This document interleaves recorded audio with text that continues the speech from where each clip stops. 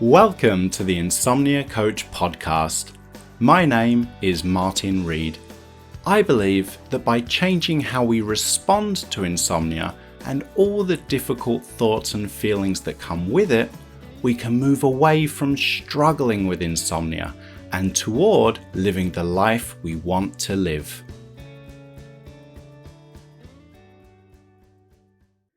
The content of this podcast is provided for informational and educational purposes only. It's not medical advice and is not intended to diagnose, treat, cure, or prevent any disease, disorder, or medical condition. It should never replace any advice given to you by your physician or any other licensed healthcare provider. Insomnia Coach LLC offers coaching services only and does not provide therapy, counseling, medical advice, or medical treatment. The statements and opinions expressed by guests are their own and are not necessarily endorsed by Insomnia Coach LLC. All content is provided as is and without warranties, either express or implied. Jeannette thought of herself as a great sleeper until 13 years ago when she moved and her work schedule became less consistent. She started to stay up later and sleep in later, and this led to some sleep disruption. When Jeannette tried to fix this, she ended up going down the insomnia rabbit hole and started researching how to get rid of her insomnia. The more research she did, the more she tried to fix her sleep, the more rules and rituals she engaged in, and the more she found herself struggling. After working with me, Jeannette's sleep improved, but one night she woke up and found that she couldn't fall back to sleep, and all her old fears returned. She felt that something must be wrong with her, as she found herself waking and finding it impossible to fall back to sleep, night after night. This pulled Jeannette back into her old safety behaviours that she knew from experience weren't helpful, because she just didn't know what else to do. In this episode, Jeannette describes how she moved away from the insomnia struggle, how she became more comfortable with nighttime wakefulness, how she stopped chasing after sleep, how she started to allow her mind to generate whatever thoughts it chose to generate, even the difficult ones, and how she started to be kinder to herself when things were difficult. Perhaps most importantly of all, Jeannette's story shows that ups and downs are normal and to be expected. Just as we will have difficult days from time to time, we will have difficult nights from time to time. What truly matters is how we respond. Okay, Jeannette, thank you so much for taking the time out of your day to come onto the podcast. You're welcome. Glad to be here. I'm really looking forward to our conversation, so let's just get started. I like to start right at the beginning. So can you tell us a little bit more about when your sleep problems first began and what you think may have caused those initial issues with sleep? Yeah, so my sleep problems, I never had problems sleeping. In my teens, my 20s, I was a great sleeper, like a really great sleeper. I brag about it. Like I needed to get my 8-9 hours. So I was always a little obsessive about it, but I was a great sleeper. And then about 13 years ago, I was living in LA and I had, I'm a personal trainer. So my job was pretty consistent as far as the schedule. But around 30, I moved to Hollywood. I wanted to change. So I moved to a little city outside of Hollywood that I liked. And I commuted to work 3 days a week. And on the other 2 days, Tuesdays and Thursdays, I worked from home. I had like a online job that kept me pretty busy, but I could start it at whatever time I wanted. So my insomnia started right around this time because looking back, I had a schedule when I was personal training before I had moved. And then when I had gotten this online job, on those days, I would sleep in and I would generally go out maybe the night before and not know why I was having trouble waking up because I had early clients. So on the other days, I had to get up at 4:30 in the morning and I could no longer fall asleep on the nights before. And it's just because I believe my schedule was completely erratic.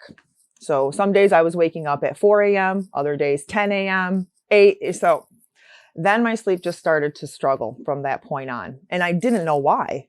I just thought, oh my gosh, what is going on with me? Why can't I fall asleep anymore? And that's when the search started. That's when I just started down the rabbit hole, and it never stopped. So So, why don't you tell us a little bit more about yeah, that? So, yeah, because whenever we're faced with a problem as human beings, we want to fix that yeah, problem, right? yes. But sleep is one of these outliers that tends not to respond well to effort, which, we all know once we've gone through that journey and come out the other side. But when we're really Mm-hmm. trapped in that struggle, Yeah, we'll do anything to get out of it. And that usually involves lots of experiments, lots of rituals, lots of efforts. yeah, So yeah, why don't you tell us a little bit more about your sure. experience there? So just like so many other people, I immediately started researching, started going to the internet, looking for things I could try. So it started with just the sleep hygiene, keeping my room cold, or a blackout curtains, eye mask. I developed a lot of rituals. Then I started to do acupuncture.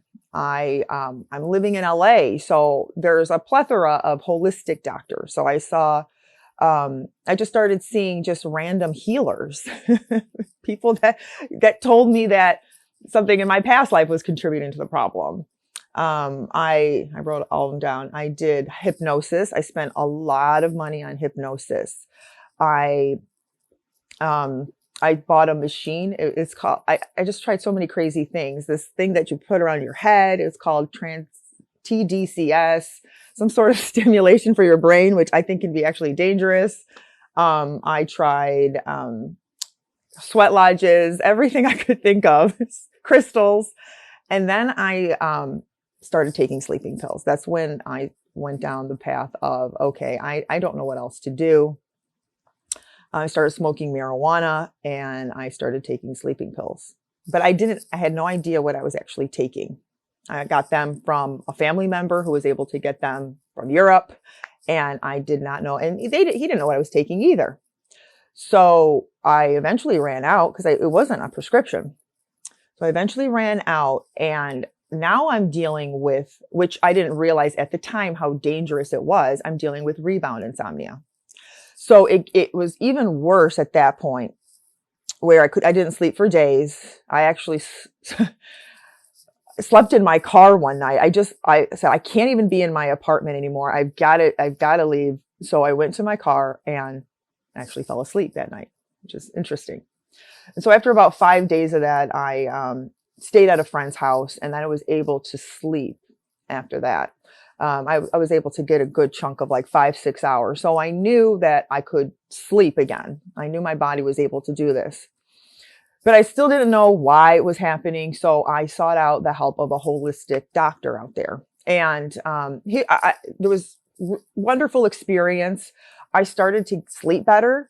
But I thought at that time it was because of the supplements. I thought, wow, I'm on this program. He balanced out whatever was going on with me. I'm good. But in reality, I just think I started to probably, like, looking back, I think my sleep got better at that time because I didn't go out anymore. I wasn't going out at night, so I wasn't sleeping in as much. So I think everything regulated and I started sleeping better for a while. And then, it never really left me. I was always worried about it. I always thought about it. I obsessed about the way I looked. Like, is this affecting my appearance? Is this affecting my workouts? I just continue to worry about it. So that fear never left me. And then in December of 2020, now I'm living in Michigan. I moved back to Michigan, and I got COVID in December of 2020. And I lost my smell. And so it was a pretty difficult time. I got a little depressed around that time, and my sleep suffered naturally. But of course, and I was having like problems every so often before that, but it really, really suffered after I got COVID. And I thought, oh no, this is different. This is the worst it's ever been. And that's when I started working with you, and I got better. But then I think it was September of 2021, that I just started to get worse. I don't know what the trigger was. It was just a night where I couldn't fall back to sleep. That's what it was. I woke up around like 3 a.m. and then I couldn't fall back to sleep after that. And then I was like, oh no, it is back, but that's never happened to me. Usually I can get back to sleep. So I'm thinking it was worse than it has ever been. Something must be wrong with me. And then I started going down another crazy rabbit hole. I considered going to a rehab at that time. Like, do I need to go somewhere where somebody just has to take care of me for a while? I considered going to the ER, psych ward. I was just out of my mind with thinking like something was really wrong with me, because of course the following night it happened. And then I'm waking up and unable to go back to sleep every night of the week. So instead of going back to what I knew I should do, which is just stay calm, it usually passes, I just went down another rabbit hole where I started smoking marijuana again. I started looking for the supplements, and I started just doing the things that I knew weren't going to work. But for some reason, I just didn't know what else to do at that moment, because I just felt so bad. And I think the reason why it was hard for me to go back on the program was because at that time I just felt so physically bad. And yeah, I just but then that's when I think I reached out to you, or you reached out to me. And I just decided, okay, I'm going to do this again. I'm really just going to give this a real shot again. And I did. And of course, my sleep started improving. I started being able to fall back asleep again. And there was an interview you did that really inspired me. I'm a big watcher of your podcasts and with other people, because that's really what fueled me during those dark moments. Just knowing that, I think there was a lady who had it pretty much her whole life. And she said something and it stuck with me. There's things going on behind the scenes. It feels like it may not be working at first, but I just kept saying that to myself, behind the scenes, Jeannette, it's going to work. This takes time. This takes a minute. You've had this, and you've had some deep psychological changes around your thoughts around sleep. So this is not going to be an overnight thing. And I always thought, by the third day I should be sleeping better. And that's not the case. For me, at least, it wasn't. So I just started to stick to the program a better too, because before, the problem I think I had was I just couldn't stick to it. I just had a really hard time getting out of bed. Yeah. But when I finally just committed, and I just dived into the podcasts and videos, and it helped me so much on this last round of my last relapse. Yeah. There's so much great stuff there to just unpack, because I think a lot of people will recognize that journey that you just described. Yeah. Insomnia from person to person is pretty much identical. We have a trigger for sleep disruption. Sometimes it's really memorable and obvious, but sometimes not. So we experience that sleep disruption. Normally, a lot of the time, we don't think much of it, but if it sticks around for longer than it might have done in the past, then that triggers the worry, the stress, the anxiety, or the research. Again, completely normal reaction. We have a problem. We want to fix it. So we then, really what it comes down to, we engage in effort. We try harder to sleep than we ever have before. We put all this effort into sleep. We might engage in rituals, experiments. Again, all completely understandable why we do that. But it actually ends up giving insomnia the oxygen it needs to survive. That attention, that effort, that strong desire to avoid being awake at night. That's what keeps insomnia going. And just as you experience, some of this stuff can give us short-term relief. It can generate some improvements in the short term. But what can happen is, when we then try and move away from those things, we're back to where we started, because we never really got to that root issue, which is addressing that really strong desire to avoid being awake. I think what it comes down to is, if we can get to a place where we're more willing for insomnia to exist, it tends not to exist. But Yeah. when we're really desperate for it not to exist, it's really likely to exist. Oh, yeah. So all of that, and it's like, it's also important to recognize too that the worry and the anxiety and the stress and all those difficult thoughts and feelings, they're not necessarily like a cause of insomnia. Just because we're stressed or anxious or worried, that doesn't mean that we're going to have a really difficult night. But when we start to struggle with that, when we try and push or fight or avoid all that difficult stuff, all those thoughts and emotions, I think that's what then definitely can generate some difficult nights. Absolutely.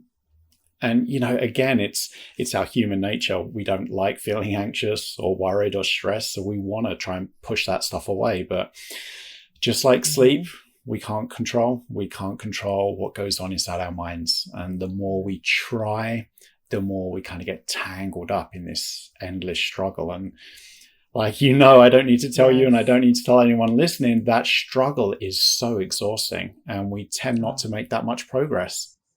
Yeah, it is exhausting. And I think that was my struggle, just this struggle of not wanting to be awake. It's still a little bit difficult. I've definitely improved so much, but in the beginning, I just was really uncomfortable with getting out of bed. I didn't like the idea that I was awake during the night. I was always trying to catch up on sleep, catch sleep, laying there with my eyes closed, just hoping it'll come. So I was very, very uncomfortable with the fact that I had insomnia, and that this was my life for right now. I just wasn't comfortable with that. So that part was very hard for me to do, get out of bed and just accept the fact that I'm up and stay calm about it.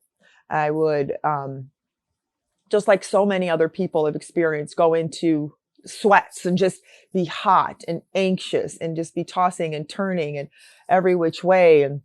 But for some reason, I just couldn't muster up the strength to get myself out of bed. Or if I did, it would just be to go to the bathroom and then right back into the bed, or just a temporary quick break out of my bed. I would sit up and then get back into it because I don't want to be up. It's night. But now I know, looking back, that would just fueled my issue. It just fueled it. It's just, there's no reason to have a reaction like that. Unless you just, it's a habit. It just became a habit for me that I was unable to break. Yeah.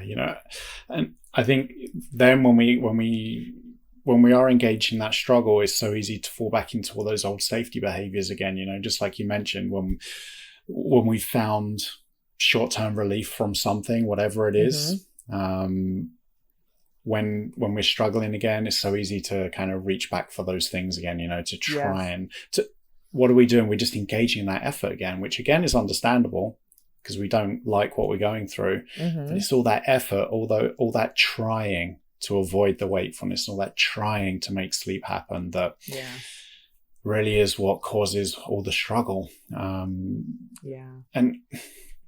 it really, if we just take a step back and just think, what is insomnia? It's basically comes down to, we don't want to be awake at night. So we put all this effort into trying to make sleep happen.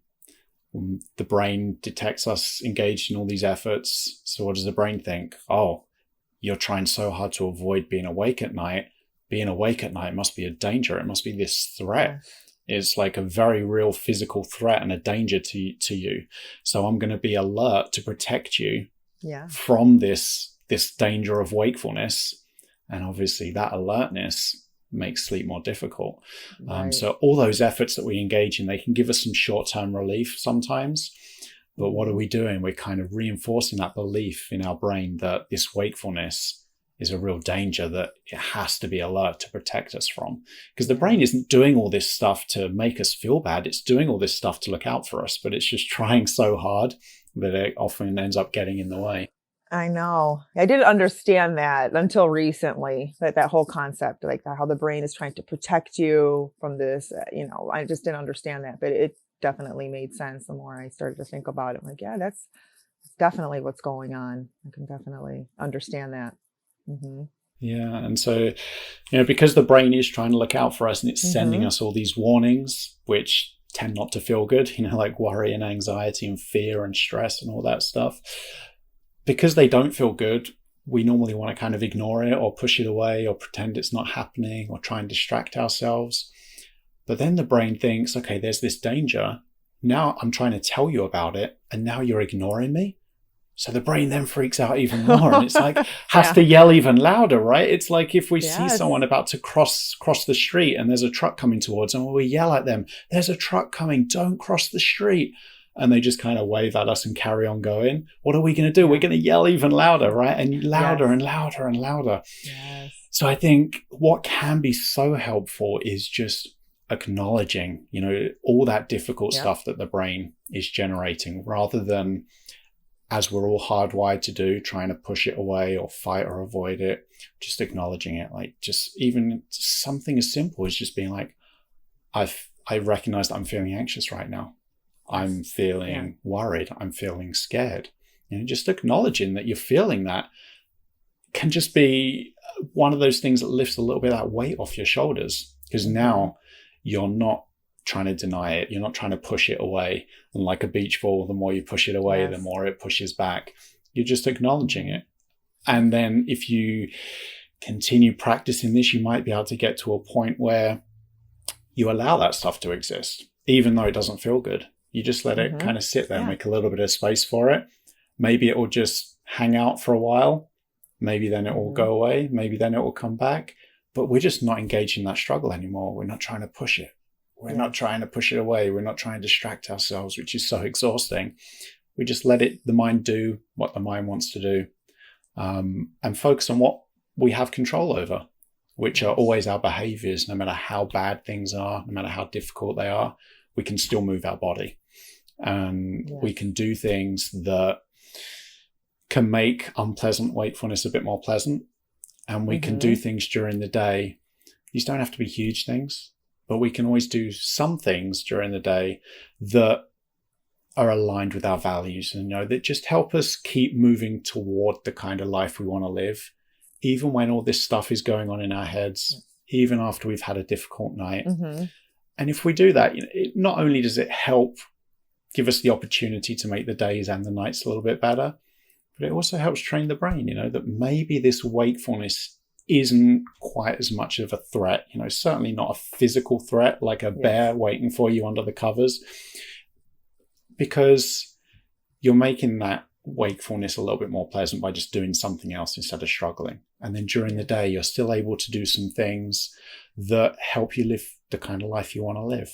And I think that's all part of the journey that we have to go through in order to enjoy, this long-term improvement, where we just see that insomnia kind of more in the rearview mirror than something that's controlling our lives. Yes, I agree. What also helped me in regards to just allowing the thoughts to come in, I think I mentioned during in the email, like I was trying a little bit of during my relapse, I read about acceptance commitment therapy, ACT. And I thought, okay, it really made sense to me, like letting the thoughts come in and come out and being mindful. But I also think that it led to a little bit more of a struggle for me, because I thought, you know what, I'm going to lay here in bed instead of get up, because that's what normal sleepers do. And it didn't work for me. I liked the concept of being mindful and letting the thoughts come and just letting them come in. But I needed the structure of the sleep window, a real sleep window. I like the discipline of that. For me, that was very important. So both together, I think combined helped me. And I think just letting go of the sleep window was probably a really bad thing for me. That I was starting to let go of it. And because I would spend long periods of time in bed too. I forgot to mention that. I was that person, 9-10 hours, just sleep in till whenever, and I wasn't even sleeping just to catch up, but that didn't help. So the structure really helps me. Structure. So let's talk a little bit more about the kind of changes that you made when we were working together or after, because it was a while ago that we were actually working together. So there's been a lot that's happened in the intervening period. And one of the first changes that we talked about was, what are your thoughts on spending a little bit less time in bed? Because the temptation always tends to be, I really want sleep to happen. So if I spend more time in bed, I'm giving myself the opportunity for sleep to happen. But often this can kind of backfire on us and just lead to more time awake at night, which is one of the things that we recognize as being an unpleasant part of having insomnia. So how about you tell us a little bit more about your experience there? You already mentioned that you were spending a lot of time in bed. Yeah. How did you reduce that? Why did you reduce it? And how did you find that experience? That was a very difficult part of the program for me, just reducing the time in bed.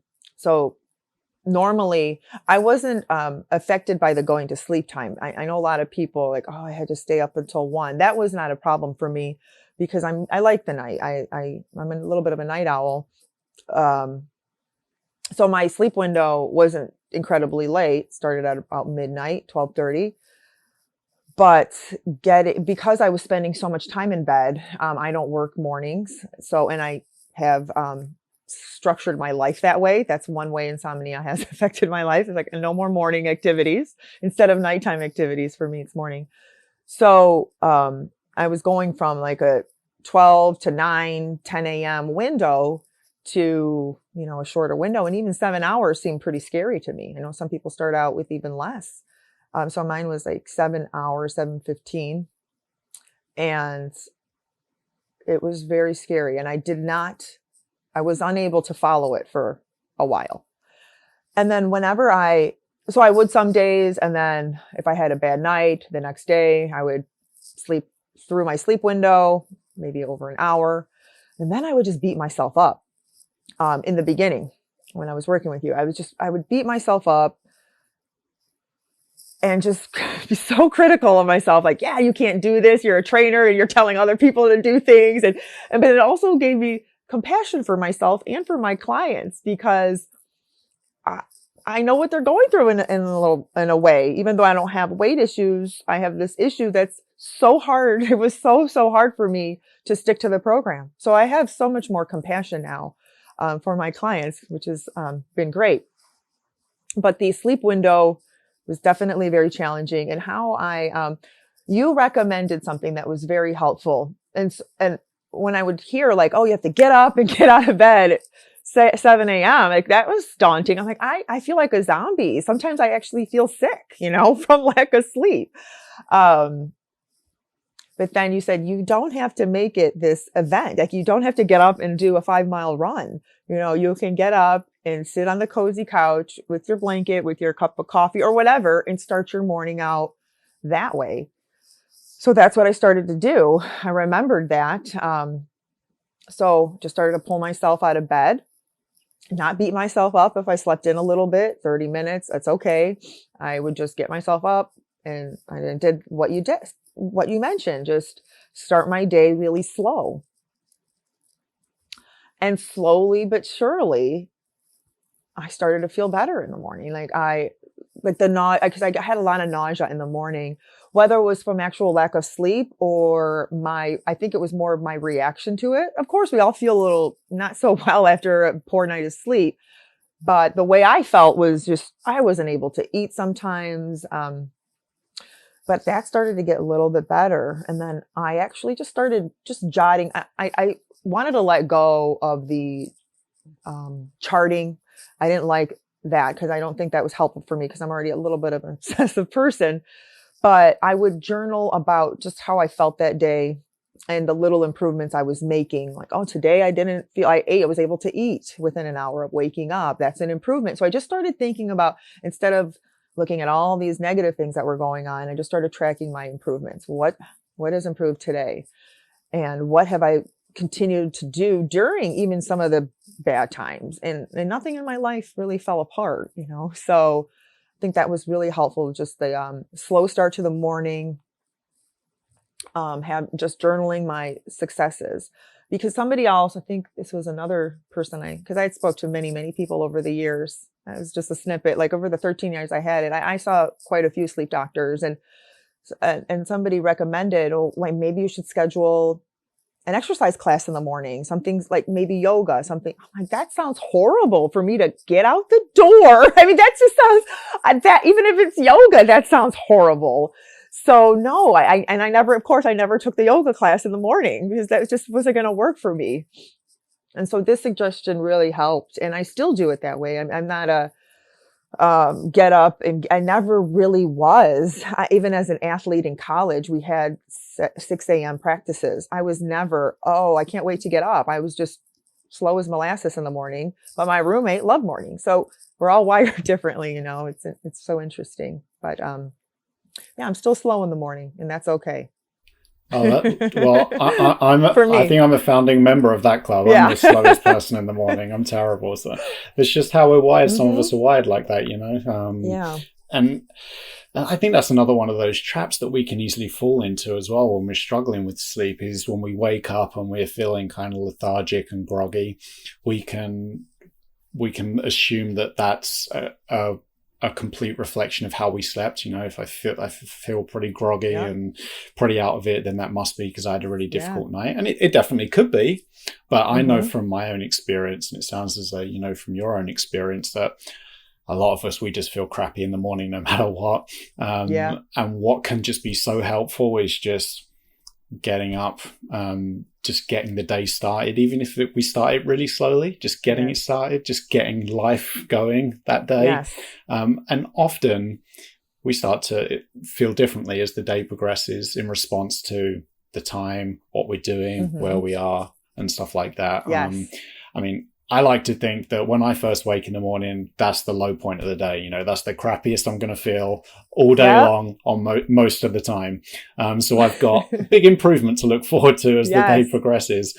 But, and I think that's where just getting out of bed around the same time every day can be helpful, because often just lingering in the bed doesn't usually help shake off all those difficult, that fatigue, that grogginess.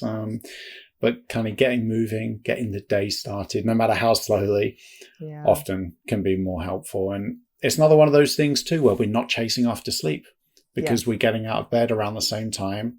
And we don't have to be super strict, like you said. Maybe one day we fancy like an hour lying or a half an hour lying. That's fine. We're human beings.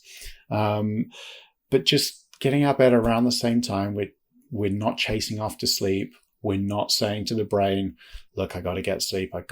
Because being awake is a real danger. You need to protect me from this danger. Be really alert at night to protect me from being awake. We've got to get sleep. And when we're out of bed, we tend to be moving around, we're more likely to be engaged in doing the kind of stuff that's important to us. And that's really what life comes down to, right? Life comes with pain and struggle and difficulty. Life is what we do when we're awake. It's all the actions that we're engaged in.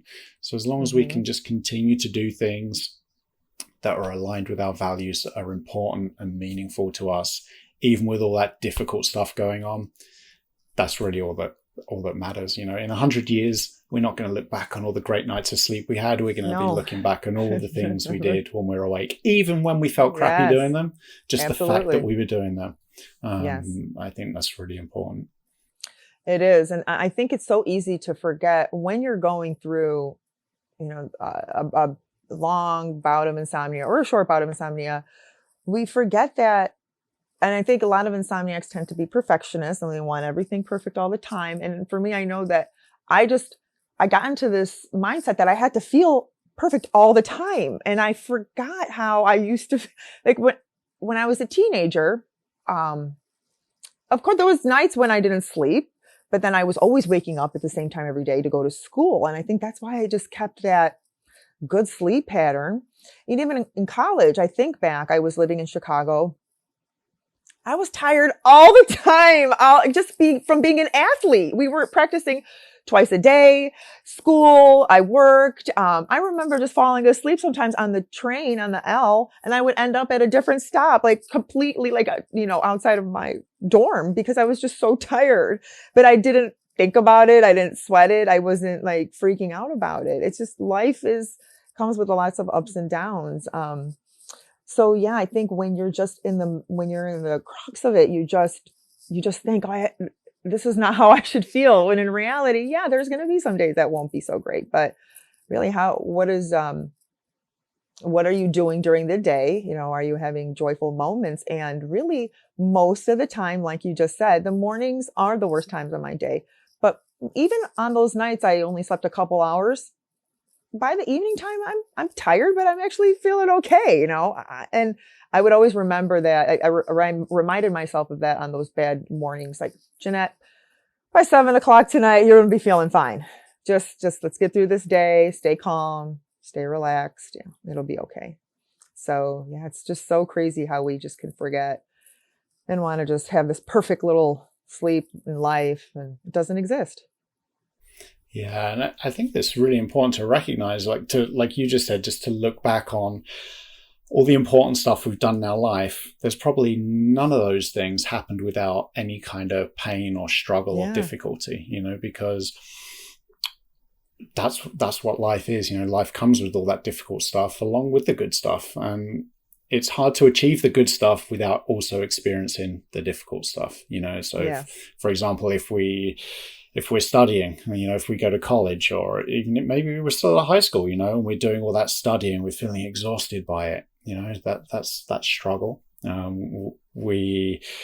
If we're training to be an athlete, you're putting your body through all that training, you're feeling fatigued.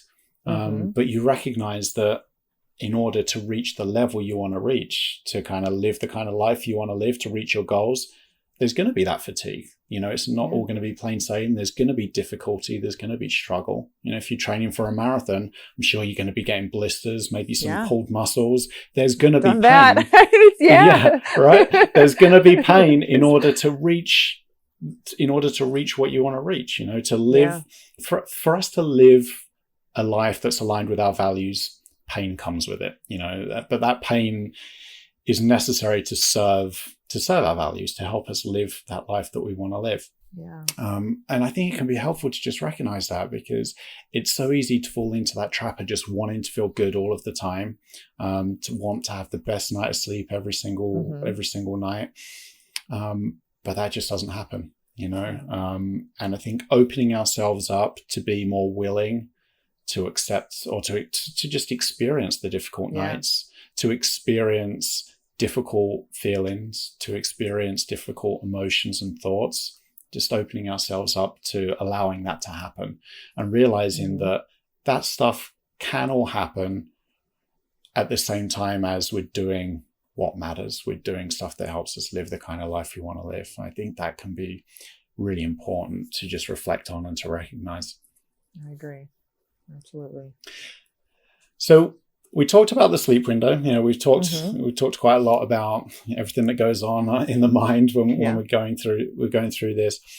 You also touched upon how to respond when you're struggling during the night. And for you, it sounds like you found it helpful to practice getting out of bed during the night if it just wasn't pleasant to be in bed and sleep wasn't happening. Can you tell us a little bit more about that? Like Sure. Before you made any changes, were you one of those people that would kind of stay in bed, tossing and turning, trying to make sleep happen? And how did you get to a point where you thought, oh, maybe I could change this and do something different instead? Yeah. I was one of those people who struggled with getting out of bed. I tossed and turned pretty much all night, except for my frequent trips to the bathroom. For some reason, that was just, I think, anxiety driven.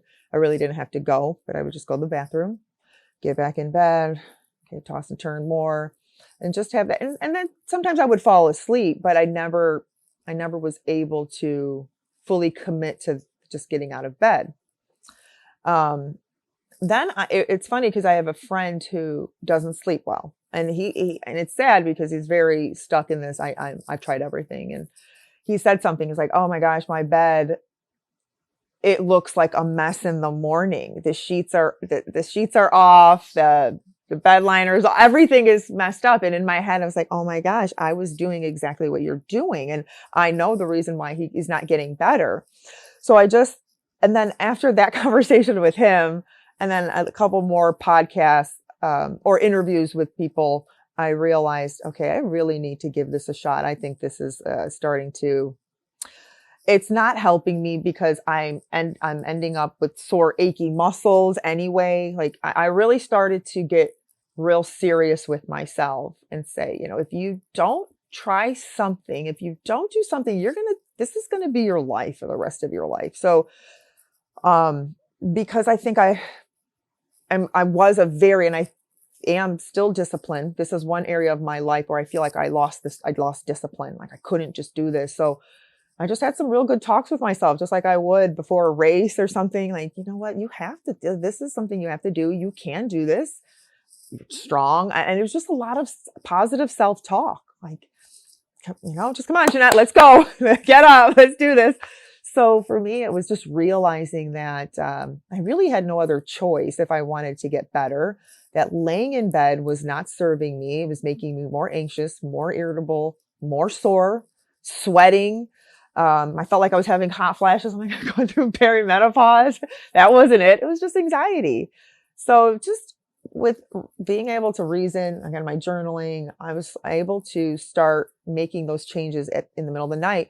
But I didn't get up and read a book. That was never something that felt good. Or I never was one to get up and watch TV. I didn't want to do anything that was just too much effort for me. So for me, it was just stretching, laying on the ground, getting up. I actually got up, but I would come to my couch and then just sit on my couch, or sometimes just listen to a YouTube station that has like an image with rain or just something very relaxing, but not in an effort to fall back to sleep, just to stay calm. So I started doing that. I just started removing myself from the bed, either stretch or just sit somewhere else, but I wasn't necessarily doing anything. And that felt good to me. That did feel good to me. And eventually I did have a big fear of my bed for a long time, actually. I slept on this good old couch for a long time. So at that point, I was going back to the bed, though. And it all started, it was just slowly but surely, but it took time. Again, this is not something that worked for me in 5 days. It took weeks and weeks. And I feel like I haven't lost the fear completely of getting up in the middle of the night. Like I still sometimes I'm like, okay, I'm up. But I know it's just I'll get there to the point where I no longer even think about it. It's just a blip and then I go back to sleep, So I think it was a process. Yeah, and it is. And I think that's one reason why it's so easy to fall back into all these old safety behaviors, that we know from experience aren't helpful over the long term, but they tend to give us that short-term relief, whether it's, medication, marijuana, alcohol, anything, any kind of external thing, because those things promise like quick fixes. And maybe in the short term, they might help that way, but we kind of just end up kicking the can down the road, right? We know it's just going to come back sooner or later. Whereas this stuff, like changing our behaviors, the stuff that we can control, it takes practice and it takes time. Takes a lot more effort, a lot more discipline, a lot more commitment. There's going to be blips along the way. There's going to be struggle. But I think it is one of the best things we can do if our goal is to do better over the long term. Because really, like we touched upon earlier, insomnia it exists because of all the effort, all the things we're doing to try and make sleep happen, to try and avoid that wakefulness. If instead we can do the opposite, so for example, with the sleep window, allotting less time for sleep, what are we doing? Ultimately, we're just preventing ourselves from chasing after sleep. So that's a big sleep effort dropped right there, just by giving ourselves an earliest possible bedtime and a consistent out of bedtime in the morning. Now we're not chasing sleep. And the process of kind of getting out of bed during the night, I often get asked, isn't that in itself a sleep effort? I think it's the opposite of a sleep effort, because if we're getting out of bed, we're not going to fall asleep at that moment, right? As the physical act of getting out of bed. Again, what are we doing? Really, we're just not chasing sleep. We're not putting effort into sleep. So if we're in bed and being in bed doesn't feel good, we're just going to do something that's going to make being awake more pleasant. So we're not Yeah. putting all that effort into sleep. We're not struggling to get entangled up with our thoughts and our feelings and our emotions. We're just going to do something to make being awake more pleasant. Yeah. And again, not only are we not chasing after sleep, if we are able to do something more pleasant, the brain's like, wait a minute, I thought wakefulness was this physical threat or this danger.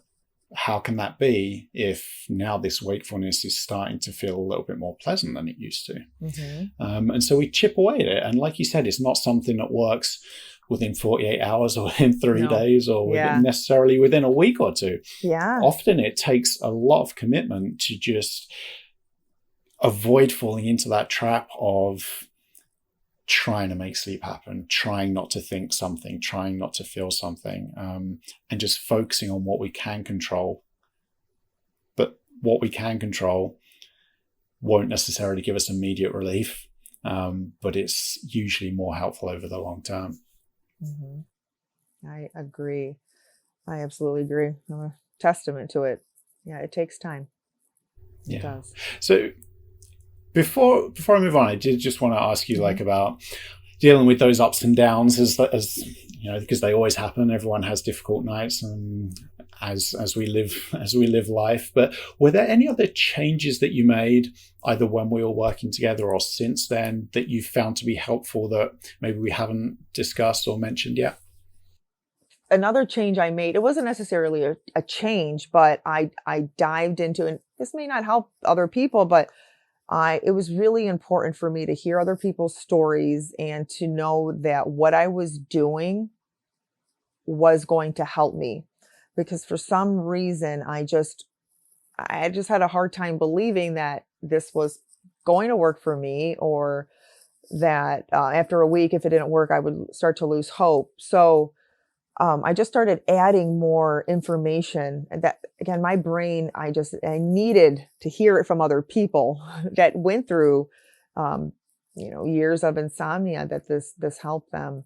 So I started just listening to more of the interviews, and I just started to relax even during the day and do more during the day. I dived into workouts again. So before, when I didn't feel that great, I would skip my workout. And that was also a huge thing for me. I would catastrophize, like, oh, how am I going to, am I going to lose my job because I'm going to become overweight, whatever. It was just horrible thoughts. But then I just started to really just live my life normally, which means doing my workout that I had scheduled, even if it didn't, some days it wouldn't feel as good, or I couldn't lift as heavy or whatnot, but I still committed to that. And I just started living more, going out with people, even when I felt dog dead tired. Normally I would have canceled. I would even cancel like a phone call because I just didn't have the energy. Like, oh, I'm just too tired for it. And I stopped doing all that stuff. I started living my life more true to how I wanted to live it. And little by little, I started journaling that too. Like, well, I did all my workouts this week, and then I would really reflect on all the new things I started to add to my life, which is just going out to dinners with friends. And not that I was afraid of, for me, going out at night, I wasn't afraid of it because I need to get back home because my bedtime was already pretty late. It was just more, do I have the energy to do this? I just feel so crappy or whatever. And when in reality, when I went out with that person, I always felt better. I was able to shake off the fatigue, and have a good time. So I think little by little, those just living life started to add up for me. And also being mindful of the days. That was something that I picked up too, is just being mindful on those days I wasn't feeling my best, and also being kinder to myself. I started being kinder. That's something I did. Whereas I was really abusive before. Just like I would just constantly in my head, I'm a failure. I can't do this. Why can't I do this? Other people have done this. And I just started, stop it. Just be kind on those days. Okay. So you didn't wake up on time. All right. So you didn't have a great night. How do you feel? I just checked in with myself a little bit more. And, that was really helpful. That was really helpful for me. Just checking in during the day and just doing more. Living. All of that is so important. And especially that thing that we often miss is just to be kind to ourselves, right? Because what we're going through is difficult. And I think we can be really supportive to other people when they're going through struggle. But when it comes to ourselves, I often that know. all flies out the window, and we're really mean to ourselves. Oh yeah. I shouldn't be feeling this way, or I should have done better at that. But the truth is, we're human beings. We have good times, we have difficult times, and I think it's helpful to recognize that and to be kind to ourselves.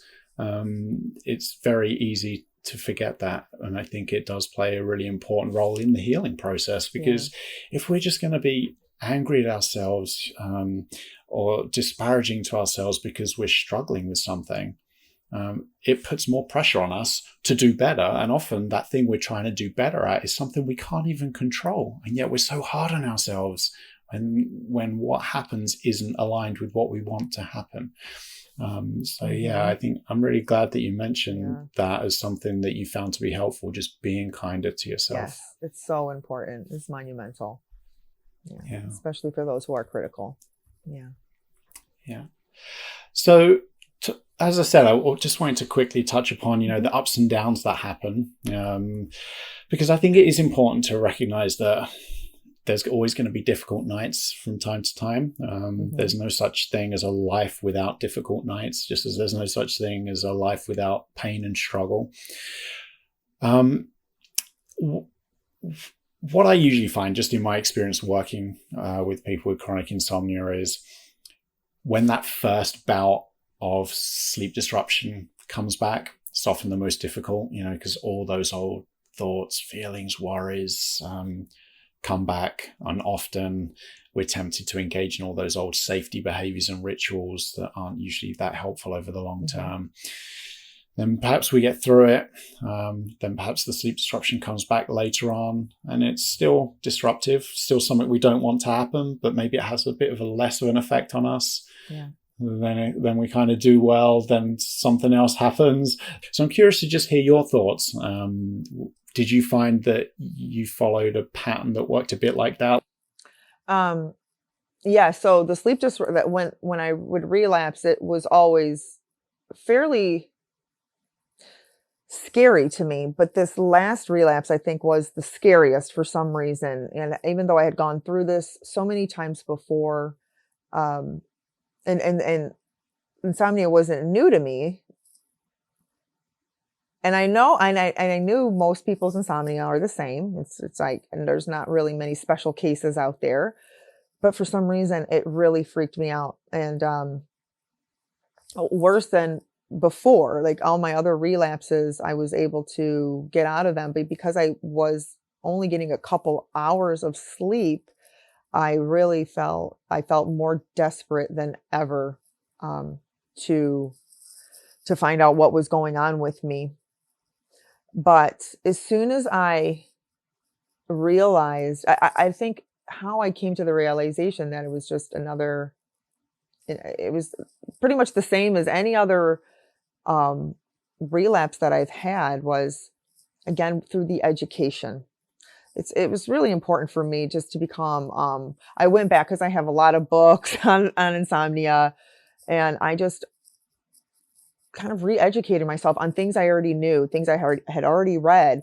And I think sometimes when you're struggling with something that's so just kind of embedded in your brain, it's very hard to get out of it. But for me, just continuing to work on just the thoughts surrounding that, just the thoughts around the fact that I am not different. I am the same as all these other people. This is not a different type of relapse. You're going to get better. That was helpful to me. And it wasn't like, I did anything too different. It was more just educating myself again. I didn't try any new techniques or anything. It was just more of the education. Like, okay, all right, this person recovered. Oh, this is why this is happening. I'm hyper aroused. That word, I just kept remembering that word this is hyperarousal. This is nothing more than that. You're aware that you're awake. And now because of this awareness, your brain's trying to protect you. So just understanding logically what was going on was helpful for this last relapse. I think before I didn't quite get into the education as much as I did this last time. And it did help. It really did. All of the interviews are so helpful. I want to shake every person's hand who's done an interview, because each one had something like a snippet, and at some point you have to let them go too. You can't just listen to videos all day long for the rest of your life. But I think as long as it's helping, I didn't see anything wrong with that. So for me, that was education. Yeah, and the education can be such a huge component, because it just strips away any mystery, you know, all those question marks, because insomnia can feel really mysterious when we're really caught up in the struggle. Like, why is this happening to me? Why were the nights once like this and now they're like this? You know, for example, something I often hear is, my trouble always used to be falling asleep, but now I can fall asleep okay, but I'm waking during the night and finding it hard to fall back to sleep. Whereas that was never the case. Yeah. It's all the same thing, you know, it's all insomnia. It's all down to that hyperarousal, just like you touched upon. Yeah. It's down to the brain looking out for us. It's just trying to protect us from being awake at night. All we can do is try and train it that it's okay to be awake at night. And to do that, we have to be more willing to experience nighttime wakefulness. We can do that by making it a bit more pleasant when it doesn't feel good, you know, and avoid all those sleep efforts, all those things that we might have been doing with the goal of creating sleep or creating sleepiness.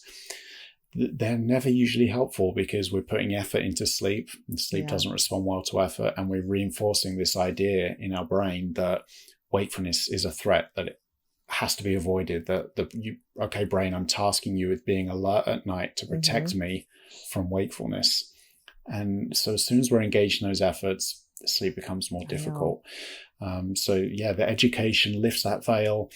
And I think another big part of that education is giving ourselves the opportunity to continue doing things that are important to us, even when we've had difficult nights, just like you were talking about, because it reduces the kind of influence that sleep, wakefulness, all the difficult thoughts and feelings have over our lives. You know, we're not necessarily getting rid of them, because these are things that we can't control. The only thing we can control are our actions.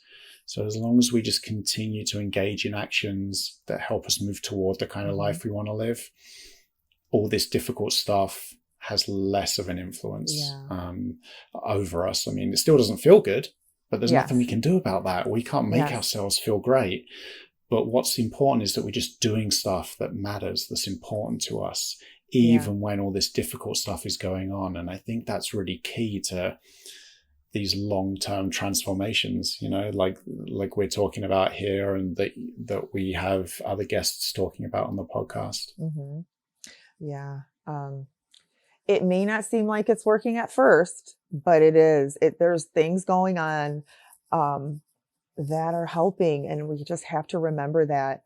Like, I told clients, like, I've trained so many people over the years, and many people with I think to be mind-body issues, and I tell them, like, I'm not a doctor, but these are the recommendations. You're not going to feel it you're not going to feel the effects of drinking enough water for, it may be months, or eating better, or your energy won't improve right away. But trust me, it will happen. And this is the stuff I tell my clients. I said, but if you don't start to do this, you'll probably feel this way for the rest of your life, you know. And it's the same thing with this program or insomnia.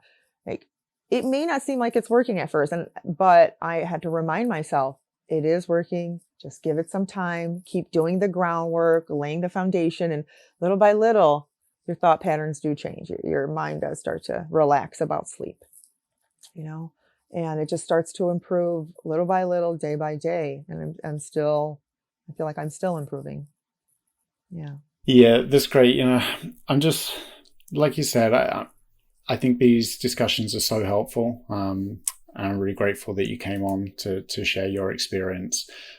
So, like you were saying, you just want to shake everyone else's hand. Yeah. You can shake your own hand too, Thank because, you. you're on here too, and your story is going to be really helpful to a lot of people. But there is still one question that I haven't asked you yet, which I ask every guest. So I don't want you to feel left out. And it's this: if someone with chronic insomnia is listening, they feel that they've tried everything, that they're just beyond help, there's nothing they can do to improve their sleep, what would you tell them? I would tell them to hire a coach, number one. If it's something that you really feel like you're struggling with. I did know about this stuff. And for some reason, I just didn't do it. I wouldn't do it. So give it a real shot.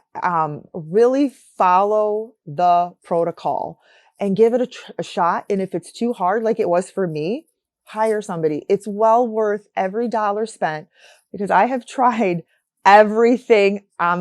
You can, maybe not everything, but thousands and thousands and thousands and thousands and thousands of dollars on things that didn't work. Not one thing worked. Not one pill, not one potion. Nothing worked. But this does work, and it's worked for many people. So if it's too difficult, if you just can't seem to do it on your own, hire somebody. It's the best investment you can make, and give it a real shot. Don't just say, oh, that won't work for me, because I did that too. But usually those people may not be doing it in the way, just give it a shot. That's all I can say. It works. It really works. I've been through a lot with this, with insomnia, and I feel so much better, and I'm just continuing to get better.